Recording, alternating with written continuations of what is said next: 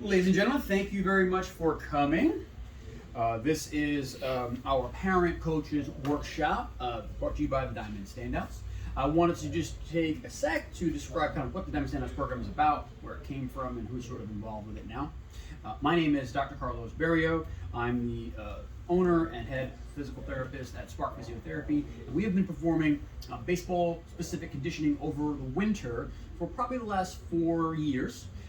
It's been branded the Diamond Standouts program for that time, but only till recently when we had a little bit more capability and some interest from parents of youth athletes that we have worked with in the past, have we said, could we offer this on a wider scale?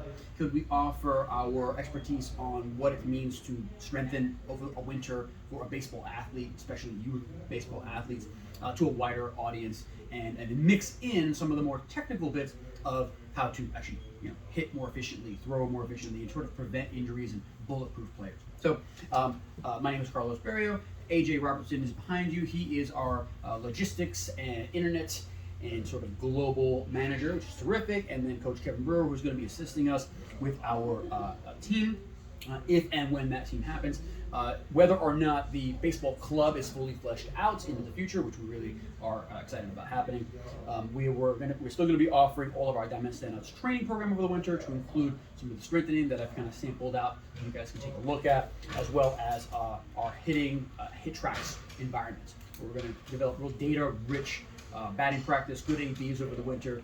Anyone who signs up for this is going to probably see 200, 300, 400 at-bats over the course of this winter. That's multiple seasons worth of ABs where you're going to get to hone in on some of the places where you're weak. That is where you're weak in the zone. So if you're terrible at seeing the ball up and away, but that's a strike, HitTrax has great technology that allows us to sort of break that down, and then we can say, all right, that's what you're getting. For the month, you're getting the ball up and away, and we don't care if you don't feel good about it, because you've got to get good at this. There's a big hole in your swing. And so from a technical standpoint, Coach Brewer is going to be really useful. And then from a more biomechanical, like, can you get there? Can you actually do something with that ball on the strength side and the kind of baseball robustness side? That's going to be something that we're going to take care of. So really excited about it. Little teeny bit about me. I'm a doctor of physical therapy. I'm certified in myofascial trigger point therapy. I got a lot of letters behind my name. It doesn't really mean a whole hell of a lot. It's just a lot of expensive certifications. I've been exercising for a very long time. I played collegiate and high school baseball, mostly in Long Island. Coached at every level, including the major leagues. I have many, many different athletes over the course of our 24 or so years who have come through here to play collegiate and professional sports. Now, I basically fix everybody who wants to do this stuff. And that's sort of the genesis of the Diamond Standouts program. We kept seeing the same people, the same age range, the same injuries from the same causes. Really kind of frustrated everybody. Nowadays, I'm a fat golfer guy, and I ride motorcycles. I've switched more to combat sports. I've been training Brazilian Jiu-Jitsu for about 12 years. I'm a purple belt and have a brand called BJJ Physio, where we offer do-it-yourself rehab insights via our website for BJJ enthusiasts who want to play, and then just get choked out by little kids. That's kind of my pastime now. Again, more collegiate athletes. You might recognize that gentleman. He has been a client of ours for a while. That's Hunter Dickinson. He's the freshman of the year in the Big Ten last year. And he's not actually lifting me up by my head, but it was a great picture we staged for. Now I just take care of my kids and have a fun little family. So AJ can attest to we're fun folks, so that's it. This is an important thing. I'm not going to read these slides to you. I'm going to do my best to get through the first 75 or 90 slides. No, I'm just kidding. It's going to be about 20. As quick as I can. If you want this PowerPoint or an outline of the PowerPoint, I'm happy to email it to anyone, as well as my Facebook friends on our Diamond Standouts page. If you want any of this information, please shoot us a DM, please shoot us a request, and we're happy to send the info. It's all very useful stuff. This is the first question, and then we're going to have some prizes and some giveaways for folks who answer and can participate, which I'm looking at the front row. If you have a female 110-pound girl, and she vertical jumps 20 inches, and you have a 300-pound defensive tackle, and he jumps 20 inches, who's more powerful? Shout out the answer. And if you're wrong, I won't embarrass you, and if you're right, I'll tell you you're right. Which one? Who's more powerful?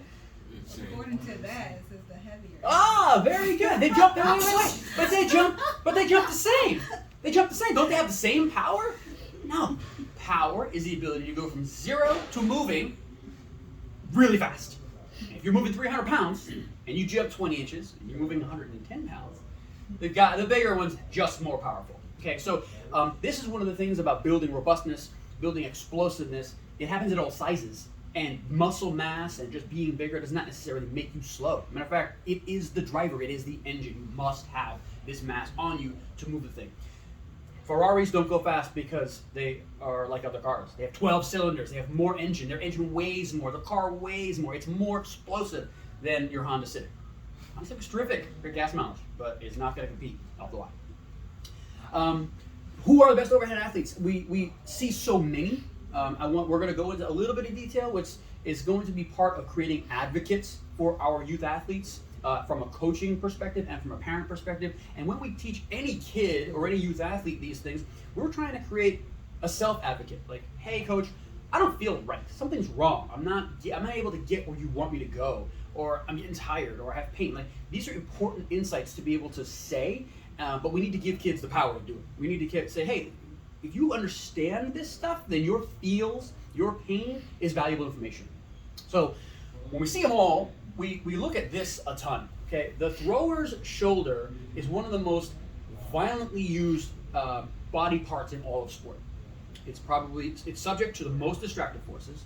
That means you need more muscle, you need more coordination, more coaching to be able to do this at a high level than a lot of other things. And ground reaction sports altogether are kind of similar, so we'll talk how hitting and throwing are kind of the same, how swinging a tennis racket, swinging a baseball bat are very similar. But this, look at this layoff. This is like 180 degrees of external rotation in a javelin thrower. This is a very heavy piece of equipment. A baseball weighs 5 ounces. But as you will learn, the amount of distractive force and the amount of angular velocity that we have to help to constrain with power or muscle is kind of impressive. Okay? Thanks. So, understanding this coil will give you the first bit, probably the most important slide we have. Well, that's the next couple too. Understanding how when we generate power, whether you've got a baseball bat in your hand or a baseball in your hand, from the ground, allowing that energy to come up and not leaking out of a number of different body segments. So again, I'm not going to read all these slides to you, but about half the energy that gets to the top, that gets out here, starts from down here.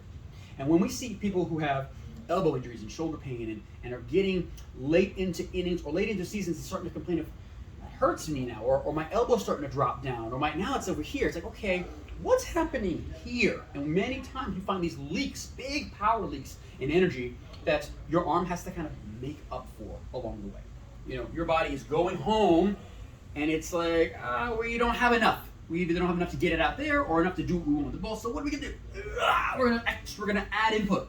And that input is not useful, it's not efficient. Here it's efficient. You can explode out, and that's the kind of thing that gets built over a winter. There are lots of stylistic differences in baseball, but for the most part, when a thrower's front foot hits the ground, everyone looks the same, for the most part. Same in hitting. Okay, so you've got all kinds of ways you can throw a ball. All this is window dressing. This, okay, is everyone familiar with Hideo Nomo? Now, my slides are old. They're not old, but there are certain guys that in history you recognize, right? So you're never gonna see Hideo Nomo and not know what's coming next, right? That big twister, like really cool. But when his front foot hits the ground, he's out here like everybody else. And then there are certain variations within front foot contact that will set you up for success or highly efficient throwing, and then less so, okay?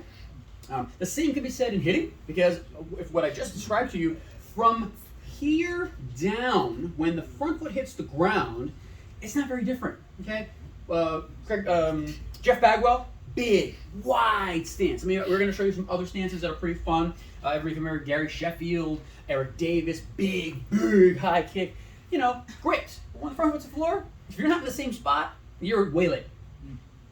Are these guys boring? Well, these two dudes are Hall of Famers, okay? This guy is currently pitching, is currently on the Philadelphia Phillies, and I'm going to point out something in this picture in a little bit that does lend itself to understanding kind of where everyone should sort of be aiming to go. As a Criterion mover, these guys are some of the better ones to look at and study. statistically, and not included in this presentation, Greg Maddox has actually been statistically found to have the most efficient pitching mechanics in his history. He's actually thrown several thousand fewer pitches in the course of his lifetime career than others because he's doing it with low energy output. Which is like, you save yourself years when you pack it into a nice career. That guy did very, very, very well. So what are the mechanics and who has them? Okay, this is an example I love throwing out there, especially in this area where everyone loves the Nats. You don't have to love the Nats for this. You don't have to love Steven Strasburg for this. But anyone who understands this man's career knows he's always been playing with the edge of catastrophe. Lots of players do this, and unfortunately the finances of the sporting world right now, which we're seeing with $400 million contracts, and Max Scherzer just signed a $43 million per year deal. Interesting. I don't know that that's, this is an aside, don't at me, I don't want to hear this. These guys sort of would rather pitch in ways that are closer to the edge to eke out those extra 3, 4, 5 miles an hour per pitch, because that means big money when you sign something. You're a strong, thick, 94 mile an hour right-hander who's around the plate all the time. You're going to have a nice career. You'll probably be there for a long time. Will you ever make a giant splash and sell tickets and everyone wants to see you throw through triple digits? No. But you're going to play a long time. So you make these decisions. And what we're also going to show you is that some of these guys, which you don't understand, are so strong, so big, that they can make mistakes. They have success in spite of many of their errors, and that's okay. I mean, Steven Strasburg, I would trade with him right now, given all his elbow injuries and shoulder problems. Would I rather be here? Talking to you fools? No, I'm kidding. No, I love what I do, and I'm glad I'm able to pick this stuff apart and help everybody understand some of it. We will talk about him later. I'm not going to go into super detail. You'll hear me talk about movement economy. The basics are every motion, every movement, walking down the street, using a set of stairs, swinging a bat, throwing a baseball, costs us money, costs us movement funds. And your movement account is built by how strong are you, how flexible are you, how well coached are you, did you eat, are you well rested? This is going to make it so that you have athletic capability, and if you don't do those things, you will have less capability. It can be seen in all sports, and the understanding that athletes who are experts probably spend less movement funds per single movement than people who are novices. That shouldn't be like a surprise, right? If you're brand new at something, technically you're probably not going to be as good. So you're going to waste energy. And the whole goal is to sort of hone in on the places where you have big holes and weakness and lack of energy or have leaks, and then fill those holes with strength and ability and coaching. Basically what I just said. You run out of funds, you've overdrawn your account, that is the edge of injury, okay? And you're seeing it, we see it all the time as physical therapists and strength coaches and athletic development coaches. We're always trying to push people towards what a criteria movement looks like. That's just what I said here. So we have a wasteful thrower or wasteful user of their skill or their body, and if throwing a baseball costs 200 miles an hour for this guy, it's going to cost less for this one just because they have this ability different from somebody who's terrible at this. From a coaching side, we're always thinking about, well, do you do the movement well? Can you do this? Do you need to be mobilized? Do you have the appropriate shoulder mobility, the appropriate hip mobility to do this skill? Okay, if you don't, we're WD-40. We got to find ways to make that motion more available. Most guys, especially the 13, 14Us who we're addressing today, come in and we need to duct tape them all over the place. They have too much movement. They have less control. They are trying to do something that Criterion movers can do at zillion miles an hour with no real issue because it's been drilled in, but they don't have the physical capability to do it. They don't have appropriate external rotation. They don't have strong hip extension. They don't have appropriate coil connectedness. Their ribs and their pelvis are not together. They're kind of like loosey-goosey. And so you see pain in a certain way as a therapist, then in these terms, than if you were just an athlete on the outside going, why can't I get there? I've seen coaches, I've worked with many coaches in the past who are shouted out, like, just stay closed off. It's like, what if they don't have the range between their hip and their trunk to do it? It doesn't matter how much you shout at them. why don't we try and introduce a mobility drill, a proprioceptive drill, something that says, okay, let's build that ability in, and then when you go back and coach asks you for it, it's there, it's available. So this is sort of how we're handling patterns that are useful on baseball field or any really athletic endeavor. This is some of my favorite stuff. So what does Criterion technique look like? You are going to learn today. All right. You have several phases of throwing. You probably could break these down into some other ones, but these are the basics, and I want to show kind of the importance, because as a coach and as a parent, you have the ability to develop the eye for this, and it will improve efficiency a ton and limit injuries and keep people on the field. So, wind up phase. That's the part that you got, you can have a little bit of freedom. You can do a couple different things within reason. I don't like this picture because it shows the first mistake people make to collect energy that they don't actually have. This front leg crossing the midline starts a process of rotation in the wrong direction. Everything should be going forward. We like breaking pitchers down because it's the most sterile environment on the baseball field. Like, nothing happens till this guy goes, right? On the, if you're playing shortstop and you field a ground ball, you can set yourself up like this. You probably at best can get into here some way, but your arm's probably not getting that high, and so there are other accommodations you make when you're on the move. But so we'll break down pitchers almost primarily, but this is all the same when you're throwing any kind of baseball. In this phase, again, you have creativity. In the early cocking phase, that knee is best kept at midline so that the rear hip can be the driver and the coil can be stretched. If I go this way, like I said, later down the road, I'm developing a spin on myself that's going to push me towards first base as I go home. And that energy doesn't go home. That energy goes to first. That means you've left miles per hour or pitches in an outing on the table because you've spent a bunch of time going to first base instead of taking everything to home plate, going north. You have your late cock, which is a very important phase here. You have 90-90 in the elbow and shoulder. So this one is a good picture for that. And this is a super important bit, not drawn perfectly well. I mean, I didn't draw it at least. But staying closed off on this side allows us to develop a lot of rotation. And I have a little pop quiz in here later, but I'll ask the question now. You can think about it when I ask later. What do Olympic ice skaters do? You've seen them on the Olympics, right? To spin in a circle very quickly. Just think about it. Don't answer yet. When they want to go fast in a tight circle, they do something with their body. And when they want to slow down, they do the opposite. Keep that in your brain, because we're going to get to it. Then we have our ball acceleration phase, which really should be driven from here. That is the basics of like front foot contact in these two phases. And then you have release and follow through. And this is actually a fine picture. I mean, this isn't representative of what would happen at the high level. You see a much bigger trail foot kick. You might see a lot more forward lean, but we'll show an actual example of that here. Noah Ryan, one of the most prolific strikeout pitchers of all time, threw the ball very hard for a very long time. I mean, well into his 40s, had multiple no-hitters. This is a total stud, absolute Criterion mover. This is all fun to watch. He shows each phase just perfectly, but the thing that's most impressive to me is this. There is no energy expended going west. That's right, west. Toward first base. He's standing straight up and down. It means everything he had went home. That's the most important bit.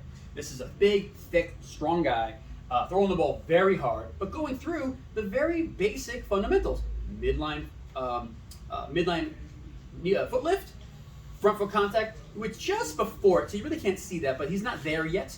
But this elbow is in, his glove is facing his body, and his elbow is bent, but it's the instant before it gets to here. So he's getting to 90-90 in a very appropriate way.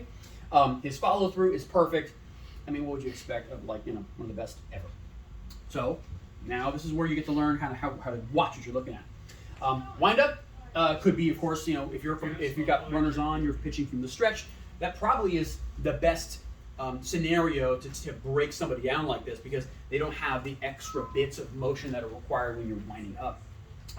So you're seeing here, this is Rick Hardin. Actually, he's retired now. He played with the A's and the Twins. But sagittal plane, that means side plane. So he's keeping his leg here. It's not a lot of this, okay? And it's to prevent that rotation that's sort of not useful. Love this. Roy Oswalt, amazing.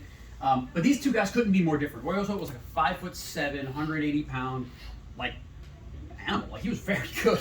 And Steven Strasberg, big, long, but they are so different. And this is a great picture because it's like almost the same exact time and space. They are a microsecond from front foot contact.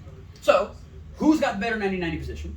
Who's better set up to go home? And who's got less stress on the whole system right now? You can shout that out. What are you looking at? Coach? Who you got? Yeah, Roy. By a long way. By a long way. Think about this. Think of the amount of time it will take for his whole foot to get on the ground here. I mean, we're talking microsecond, right? They're both basically there. He is already near the exact place he's got to get. Closed off front side. 90-90 setup. Ready to rip it. Just spin it out. He's not even close. Not even close. This M is really funny. I read a lot about this stuff. It's kind of like what I really enjoy talking about. Some folks have said, oh yeah, this upside down W, that's what you got to get. I'm like, what? That couldn't be more wrong. This guy can do it because he's bigger, stronger, faster, better than everybody. Just, okay, great. So he has had success in spite of this extremely bad technique. And there isn't a baseball mind in the world who would disagree. Kurt Schilling did a terrific piece on like Major League Baseball Tonight like years ago, right around the time when he had his first TJ, Tommy John, elbow injury.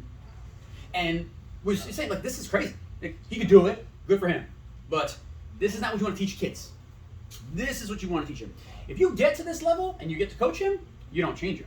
And that's unfortunately what happens at the higher levels. You go, you know what? You got the major leagues, you got some big money, you make more than I make. I'm just a coach. I'm not touching anything. Because this is my job if I break something. Well, I don't feel comfortable, and now I don't throw 99, I throw 91. Like, you're out of the job. We're going to fix him again. We're going to make him go back to what he used to do, and you're out. So this is what occurs, and unfortunately, this is the time frame we can really impact change. Right here, where we build the base, like knowledge, the base movement ability. Okay, so I told you that. Here are some great little illustrations, right? So we have Roy is already going home with his body. Steven's not even gone home yet. He's still leaning away from home, okay? He's not reached 90 degrees. He's reached 90 degrees. That arm is so far out there that, pop quiz, what do the big figure skaters do? Ah, yes. Okay, shout it out. They want their arms out or they want their arms in when they want to spin quick? Arms in. Arms in. They spin fast. And you want to slow down, you go boom, like that. Who's going to spin their body faster? It's not even close. So these are things that happen in folks who are kind of playing with that edge of ability, that edge of catastrophe or high-level performance. So the ball acceleration phase, you're on the ground, you're kind of already going home. This picture is a terrific one because, I'm a Mets fan, unfortunately, but and now he's pitching for the freaking Philly. But this picture shows something that I want people to understand here. Do you see the shirt and how it's tucked in? His front hip is already going home. That is the coil. That is this building of potential energy. If you don't have trunk range of motion, if you don't have appropriate hip mobility, appropriate power, you don't get to spin this coil and then let it go. You actually have to muscle everything after that. So if you throw like in a block, you're gonna have to input more energy as the ball leaves your hand. That's elbow injuries, shoulder pain, shoulder work, not necessary for doing well on a baseball diamond. Could you see a worse follow through? I mean, so Mitch Williams is a lefty, so he fell down every time. Tons of wasted energy to third base. Again, a guy who did it in spite of that. He did this his whole career, and I don't know, Hall of Famer, Holler really good? Sure, Holler really good. Pitched in World Series, gave up the most famous World Series home run ever, right? So, I don't know, do you want to be Mitch Williams, or you want to be, Zach Wheeler? We'll see what Zach Wheeler does. Right, so signs of issues here. This is one. Here's your boy again. I'm going to make this big so you can see it. What is that? Now, I can explain what that is. You have your ulnar collateral ligament, and there are sort of two big bands of it, two portions of it. The anterior band, the posterior band. When your arm is like this, think about it, right? It's like a string. You have a piece like this and a piece like this. When my arm is like that, it's relatively short. When it's like this, I'm pulling it a little bit. Well, if you're pulling, that is his ulnar collateral ligament under a lot of tension. No wonder why he had a TJ. With his arm extended, with his front arm down, having already opened, he's dragging his arm along. There's a ton of tension there. So if you can pick things like this out, you can start to say, well, can we make a mechanical change? Like to him, no. But young Aiden, yeah, for sure. And it'll make it, okay, you got 1,000 throws in your arm, now you got 5,000 throws in your arm because you're doing it efficient. So, no good. This is another, I don't know why. Look out for that. If you're not looking where you're throwing, there are going to be problems, I promise. Yeah, obvious pain, obvious grimacing, excessive facial hair are usually all signs of bad trouble coming. All right, so hitting mechanics, just some basic insights. And actually, we had the opportunity to have some folks in a few weeks ago to test out some of our technology for our upcoming training and hitting kind of combination program that we're going to be doing this winter. I'm really excited about it. And this was a problem we saw a lot, which is a very simple fix that adds efficiency. This is we call our door knocking knuckles setup. And I got a couple bats here, and I want to show something real fast. The idea that this is what we saw a lot. I didn't know why. I don't know why anybody taught this. I don't know that bat grip is something you teach. You know, if you ever golfed, God, you can spend hours and hours and hours just working on grips, right?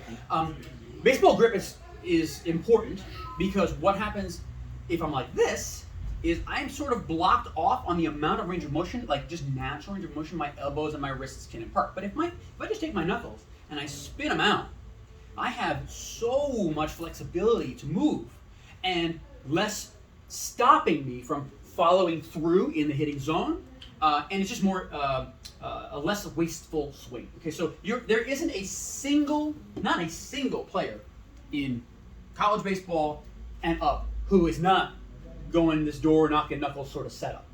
You can have all kinds of stances, that's fine, but there are certain absolutes in baseball. Door knocking knuckles, feet mostly in, if not straight. But then you'll see some guys, very, very few at the very, very highest level, who play with this a little bit, open up wide. But when their front hits the ground, if you are way open on your front side, like as if this foot was facing home, you've already kind of started rotating. But the ball isn't where you need to hit it yet. You have to actually be able to store the energy. So what does that look like?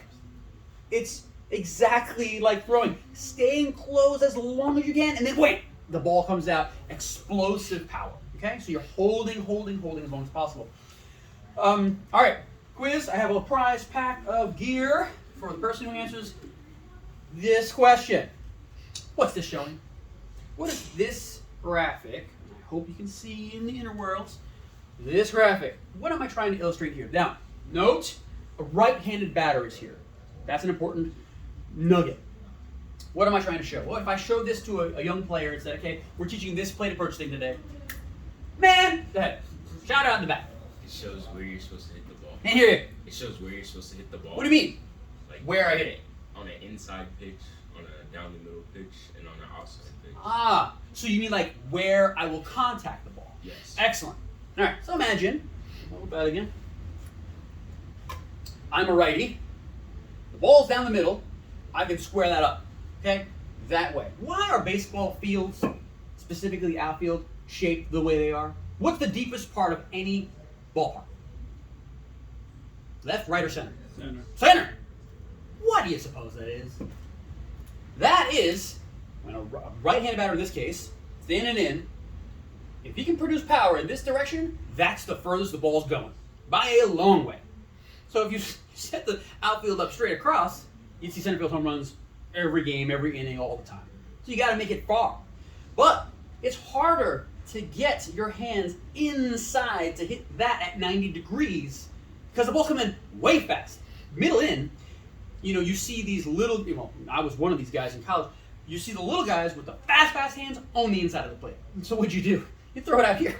Because when you see that and you're comfortable with middle in, you can turn your hips real quick. But waiting, and then shooting that ball over there with a 90-degree bat in that direction, that takes patience and skill and reps. And one of the things that we're super excited about with the technology we're bringing in is that we're going to say, all right, we're going to groove middle away. If you're not hitting the right side of the cage, you're not hitting. Like if you get on base on that pitch anywhere else on the field, you did it by mistake. You got lucky. That's like a duck snort hit, a little seeing eye ground ball. But if you can wait, you can drive that ball to right field. I mean, that's where you want to go. And once you start doing that as a ball player, you're complete. I mean, it takes years of practice and reps. Man, I only wish there was a place you can get valuable repetitions in a high data technology area in a winter. Man, I wish there was such. All right, if I had this crap, I'd be here all time. Bonus question. All right, so I ain't giving you nothing. Bonus question. What is this showing? Strike. Outside. Okay. Yeah. What if I said there are 2 strikes? Those are the ones that send you home. Those are strikes. That's a strike now. Okay. There you go. Boom. Prize has been given away. He's a man to that. He said it enough. You get to share. There's like 7 shirts in there. Don't worry about it. This becomes the new strike zone. And so when we are talking hitting approach, and Coach Brewer is going to be very, very vital in helping us with this, there will be times in our cage where we're only working on 2-strike count now. And we are aiming inside, outside, black. And I don't want to hear you, oh, outside. Yo, whole baseball, entire baseball is now the new strike zone. Because at this level, we're not talking about professional baseball players here. We're talking about developing the beginnings of having real ability. And once you recognize that now this is the new strike zone, it goes from here to here, 4 inches more on both sides, you're not getting beat now. But you have to have that here. It's about approach. My 0-1 swing is different from my 0-2 swing. Now, is it different? My mentality is different. We are going to teach yes, yes, yes, yes, yes, no mechanics. Yes, yes, yes, no approach. The best advice I ever got, Coach Gennaro, thank you so much. The best advice I ever got was, it's not, oh, if it's a strike, I'll swing. Oh yeah! Or maybe if I put my hands forward, I don't have to actually cock back so much, and then I won't be late on that ball that I think is a strike. No, I'm going to hit this ball. Yes, yes, yes, no. But every instant, every body motion, all of my mental power was, I dare this guy to come close to home, but I'm going to mash this ball until it's not there. And weirdly, we have this kind of like instinctual evolution brain. The first 1/10 of a second or so when the ball is left, your brain is saying, is this ball going to hit me? You can't get rid of that. That is in your head. So that is wasted time. You can't get that time back. It's part of like, oh, okay, someone's throwing a projectile at me. After that 0.1 seconds is over, you can make a move to the ball. But if you took that 0.1 seconds to go, oh, you're already lost. You're already behind. There's no chance. Your front foot needs to hit the ground, and that ball is basically 30 feet away. Then the rest can happen. But if you only start when that ball's 30 feet away, forget it. Go play soccer, because it's not going to happen for you. All right, that's a lot of talking. Similar with hitting, okay? A lot of fun, what I call stylistic differences here, right? And some guys do this, again, well, in spite of that. But this is just, it's perfect. This is perfect. And not surprising who that is. Do I have a line? No, but similar balance. We talked balance a lot last time when we were in the cage. It's just like pitching, where you don't want energy going backwards. If anything, it's got to be moving forward, but it's over top of your feet. And staying balanced in this scenario allows us to be wrong with things like changeups and other change of pace pitches. The ball's coming and you think fastball and your front hits the ground, you only swing once. So if we go, forget it. You're not reloading that. And anything you get is going to at best be like a foul ball at best. Because you don't want to hit that ball in the field of play because it's not going anywhere far.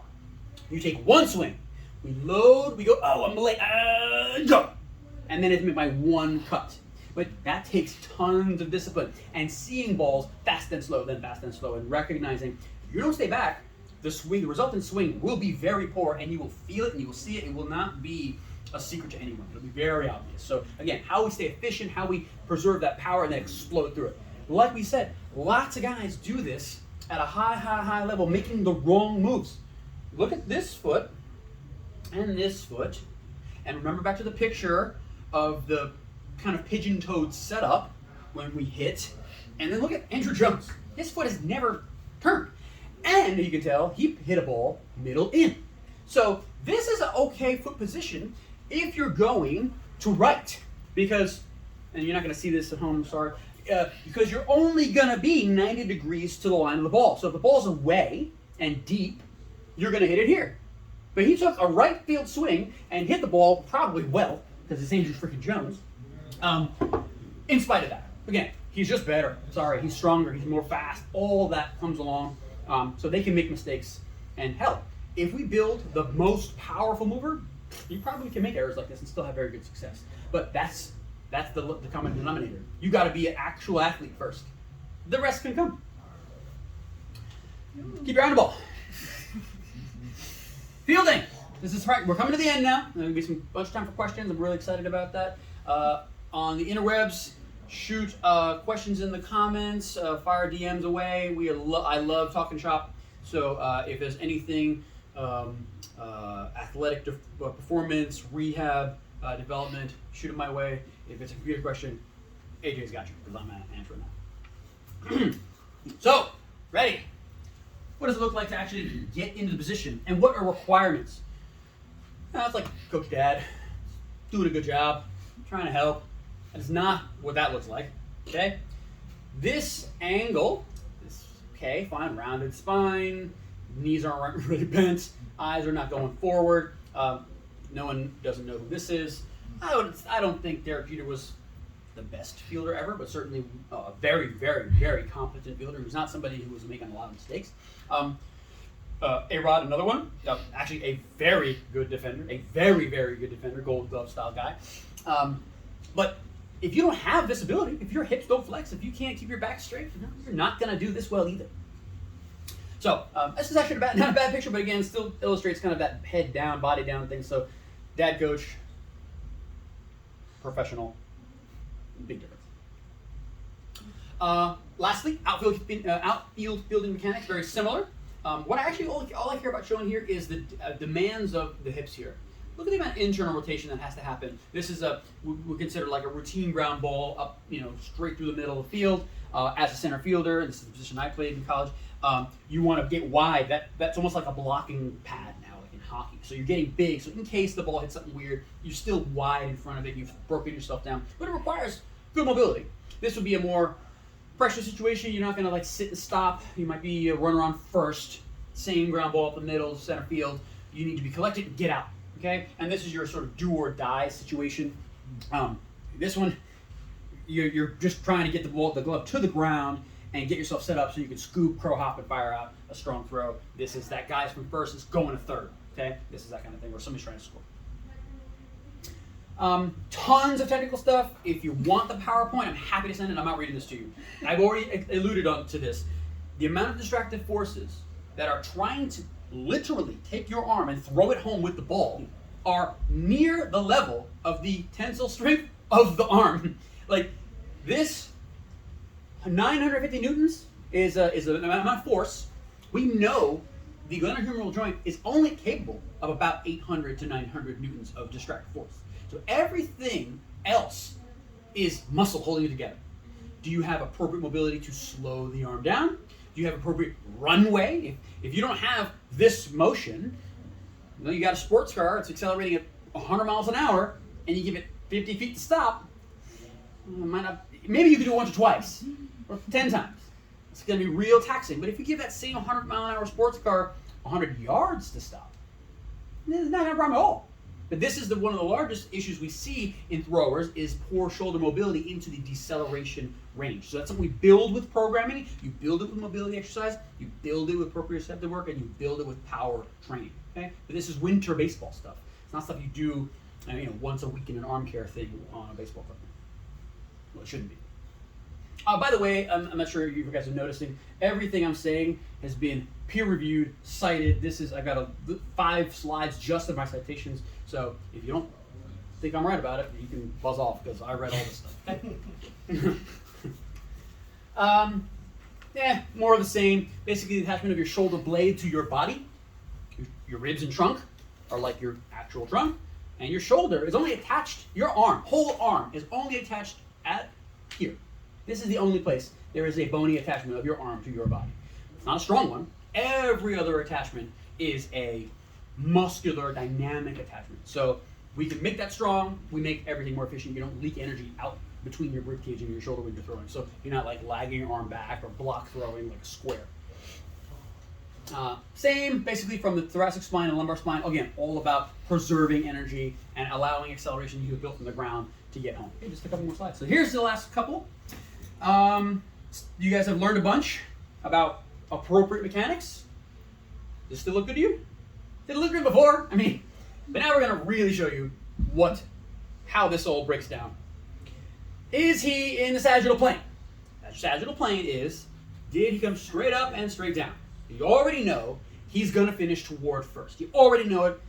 When I watch a coach work with a pitcher, first thing I look at is where is his knee lift? Okay, if he's crossed his midline, I know where he's going to wind up. I have to say, okay, does his left hip, the ground side hip, have enough range of motion to accommodate that? That's the next thing I watch. And if not, you start to build that mobility in, and then you take it back to coaches, and the coach goes, "Oh man, I'm so great." It's like, yeah, you're fine. You just needed a little bit, 5, 10 more degrees here, a little more strength here, and then you're on your way. Has he gone home yet? I mean, his foot's near the ground. By the way, I didn't put the line. He's still not going home. He's barely going home, and his arms are already trying to get to throwing position. So we're so late. It's crazy. Crazy. Would I change him? No, absolutely not. I'm risking no way. But it's not good. Where's that arm? Is he spinning in a circle fast, or is he going slow? Okay, so if you're going slow, you're going to have to impart something later. Energy, power. You have to do something to get it to get home. And he goes hard, right? He is still, he's well on the ground at this point, and he's still not at 90 degrees. His arm is still coming into late cocking position. So he's going to have to extend his arm to buy more time. That's why you get the arm extended, okay? So, we're at ground contact. The only one I really wanted to point out was this. This is like a low hand, sort of an indicative. You'll see young guys do it a lot. Their hand sometimes just drops. Like, wow. And many times when ball players come in here, that's what we'll do. So we'll throw. We're going to throw. Actually, you throw one of my students or one of my other coaches, and I'm going to watch. And if I see that, I really preach that front side. Almost like you're trying to show your back and your number to home or where you're going. Because if you're here, now I'm allowed to build power. I'm coiling the bottom of me, and the top's got to follow like a spring. There it is. So, poor frontside mechanics. Continuation of poor frontside mechanics. He's only just now going home. Great. It's about time. Fine. And then where'd he fall? You can see he's already going that way. He's going to first, and that was set up right there. The second he lifted his foot off the floor. Okay. You know how we help. We say, who are the Criterion movers? What do you look like? And how do we sort of start chipping away to make it so you look like them? Because we're all doing something that we look up to somebody, right? Like, I want to be like Shohei Ohtani. I want to be like Max Scherzer. I want to be, whatever. I want to be on the mound pitching in front of all these people. Well, if you're not doing the things they're doing, at least in the training side or the practice side, maybe size-wise you get some of that ability, but if you're not doing those things, how can you expect to get there? Hitting and pitching pros are valuable folks in the world. The only gripe that I have had in my 20 years of working in healthy human performance is money sort of drives a lot of this. Pitching coaches tend to want to teach pitching and throw and get you on a mound and have a gun. And I have kids come in here in January and say their elbow hurts and they're a baseball player. And I ask the questions like, well, what are you doing? Oh, and my head is thinking, oh, you've got a coach. Great. So he's going to say, oh, right, we've got to work on power this month. We're working on triple extension. We're working on glute strength. We're working on padding you so that when the spring comes around, we can start going fast again. No, we're throwing. Why are you throwing? A meaningful baseball has never in history been thrown in January. Never. So who cares how hard you throw in January? Who cares what your throwing technique looks like in January? but you can hit and you can train and you can get ready for the spring and summer, and that is what you should be doing to build the best sort of battleship. This is the USS Iowa, and I promise this is the last one. This is like this is my finale right here. Big, nasty battleship, ultra powerful. It is actually now docked in San Diego. This is a demonstration of its firepower. It's pretty freaking amazing, right? The stuff that I think is actually pretty cool, and I don't know if people pick up on it, look how far sideways this boat moved in the water. Like, that's ridiculous. I don't know what this thing weighs. I should have researched that. My bad. This picture's better. That is impressive. I mean, amazing. And everybody comes here, baseball players, soccer players, everybody, wanting that, right? They want to be this powerful, explosive, move a who knows how many hundreds of tons boat sideways in the water, and they come here with this. Now, okay, you can't fire a cannon from a canoe. This guy can. We want to build that battleship, right? Thus endeth my talk. Now, I'm happy to, and that took way long. It was way longer than I wanted to go. I am so sorry, but I get started talking on this stuff, and I won't stop. Who's got questions? I expect your questions in the comments. Shout them out. Unless I did such an amazing, thorough job that no one has any questions, but I don't think I've ever done that thorough job or anything. Anyone? From the back? How long is the winter program? Excellent question. Our winter program runs December through the end of February. We're doing them monthly chunks. I appreciate everyone's patience with how we're rolling this out. Some of the details are not sort of set in stone yet, but as we go and gauge more interest, we will know more about availability of our space. We probably have space for about 20 to 30 individuals during these 3-day per week training sessions. And the training sessions are all going to be 30 minutes of strength and conditioning appropriate for baseball, as well as 30 minutes of BP in the HitTrax environment, so you get tons of data. And so we're running through February. Yes? You mentioned the data.